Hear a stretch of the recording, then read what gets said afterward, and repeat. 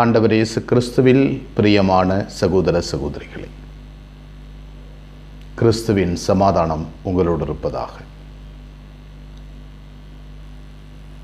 பரிசேயர் ஒருவருடைய வீட்டிற்கு ஆண்டவர் இயேசு செல்கிறார். அது ஓய்வு நாள்.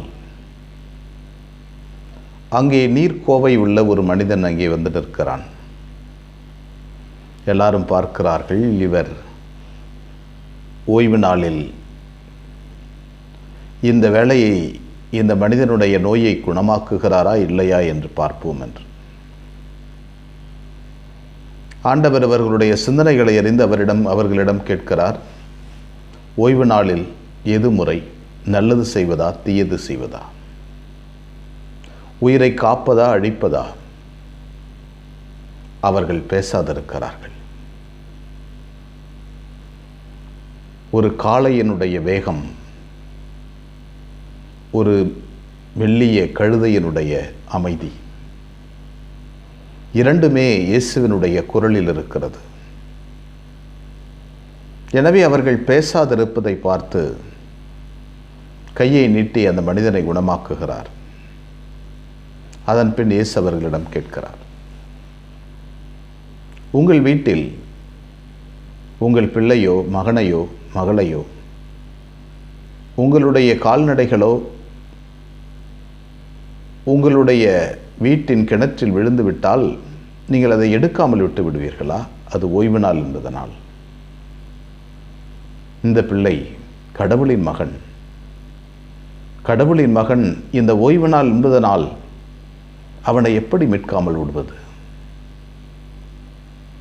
அவரை எப்படி குணப்படுத்தாமல் விடுவது? என்ன உங்கள் மத நம்பிக்கை, மத கோட்பாடுகள்? சட்டங்களை அழிக்க அல்ல, அதை முறைப்படுத்தவே வந்தேன் என்ற ஆண்டவருடைய வாக்கு மிக அழகாக நிறைவேறுகிறது.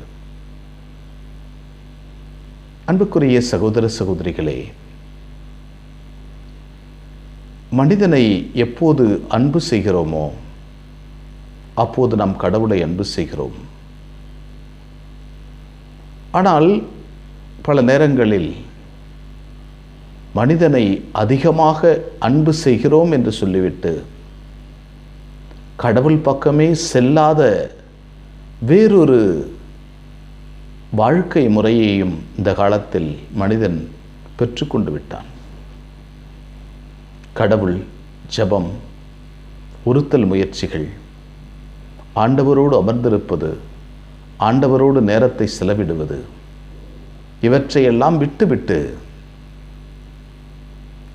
சமுதாயம், அரசியல், உலகம், உலகத்தினுடைய பொருட்கள் மீது அதிகமான ஆர்வம், ஆன்மாவை விட்டுவிட்டு சமூக செயலில், சமூக சேவை துறையில் மனிதர்கள் இன்றைய நாட்களிலே இறங்கி விடுகிறார்கள்.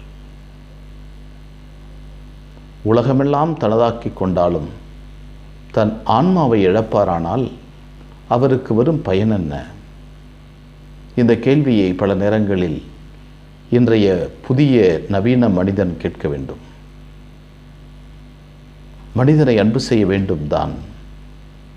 அதே நேரத்தில் அவனை சுற்றியிருக்கின்ற கடவுளுடைய அதிர்வுகளை, கடவுளுடைய சக்தியை, கடவுளின் பிரசன்னத்தை, அவன் ஆன்மாவும் அவனுடைய வாழ்வும் கடவுளை நோக்கி போக வேண்டியது என்பதை பல நேரங்களில் மறந்து போய்விடுகிறான். ஒரு காலத்தில், இயேசுவின் காலத்தில், கடவுளை நோக்கியே இருக்கின்ற எல்லா சட்டங்களும் இருந்தாலும் மனிதனை நோக்கி இல்லாமல் இருந்ததனால் ஆண்டவர் அதை சமநிலைப்படுத்துகிறார். இன்றைய நவீன உலகத்தில் மனிதனை நோக்கியே சட்டங்கள் அதிகமாக போய்விட்டன. ஆன்மாவையும் கடவுளையும் நோக்கி இருக்கின்ற சட்டங்கள் முழுமையாக குறைந்து விட்டன. ஆண்டவருடைய பணியாளர்களாய் வாழ அழைக்கப்பட்ட நாம் தேவையானது ஒன்றே. மரியாள் நல்ல பங்கை தெரிந்து கொண்டார். அவரோடு அமர்ந்திருக்க வேண்டும். ஆண்டவர் இரவெல்லாம் ஜெபித்த பிறகு புதுமைகளை செய்கிறார். ஒவ்வொரு புதுமைக்கு முன்னால் அவர் இரவெல்லாம் ஜெபிக்கிறார். ஆண்டவரோடு இருந்து கொண்டு நம்முடைய ஆன்மாவையும் உடலையும் காப்பாற்றிக் கொள்வோம். உடலை கொள்ளுவோருக்காக அஞ்சாதீர்கள், உடலையும் ஆன்மாவையும் நரகத்துக்கு தள்ளுபவருக்கே அஞ்சுங்கள் என்கிறார் ஆண்டவர். எனவே நம்முடைய வாழ்நாளில் சமநிலையை பெற்றுக்கொண்டு கடவுளையும் மனிதனையும் அன்பு செய்ய கற்றுக்கொள்வோம். எங்களை வழிநடத்துகின்ற ஆண்டவரை எம்மை போற்றுகிறோம். அற்புதமான நாளுக்காக நன்றி சொல்கிறோம். நீர் எங்களுக்கு தந்த வரங்களுக்கு நன்றி, ஆசீர்வாதங்களுக்கு நன்றி. நீங்களோடு நீர் பயணம் செய்வதற்காக நன்றி. மது கோளும் நெடுங்கழியும் எங்களுக்கு ஆதரவாக இருப்பதற்காக நன்றி. ஆண்டவரே, எங்களுடைய ஆன்மா உம்மிடம் வந்து அடையும் வரை நிம்மதி அடைவதில்லை என்கிறார் புனித அகஸ்தினார். எங்களுடைய ஆன்மா அம்மை நோக்கியே நடந்து போகவும், அதே சமயத்தில் எங்கள் சுற்றியிருக்கின்ற சகோதர சகோதரிகளை நாங்கள் மறந்து விடாமல் இருக்க வரம் தார். ஆகாயத்தையே பார்த்து கொண்டிருக்கின்ற கண்கள் அருகில் இருக்கின்ற மனிதனையும் எப்பொழுதும் மறந்துவிடாமல் இருக்க வரம் தார். மனிதனையே பார்த்து கொண்டு ஆகாயத்தை நோக்கி பார்க்காமல் இருந்து விடாமலும் இருக்க எங்களை காத்தருளும். அனைவரையே எங்கள் அன்பு தாயே, திருமகனிடம் எங்களுக்காக இடைவிடாது பரிந்து பேசும்.